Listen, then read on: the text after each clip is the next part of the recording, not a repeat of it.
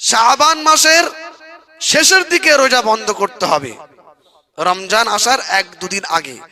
এই হাদিসটি এসেছে সহিহ বুখারী শরীফ, হাদিস নম্বর 1914 নম্বর হাদিস।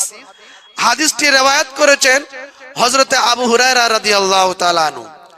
আন আবি হুরায়রা রাদিয়াল্লাহু তাআলা আনহু قال رسول الله صلى الله عليه وسلم لا يتقدمن أحدكم رمضان بصوم يوم أو يومين। হযরত আবু হুরায়রা রাদিয়াল্লাহু তাআলা আনহু বলেন, আল্লাহর নবী সাল্লাল্লাহু আলাইহি ওয়াসাল্লাম বলেছেন, রমজানের 1 থেকে 2 দিন আগে তোমরা অন্যান্য রোজা বন্ধ করে দাও।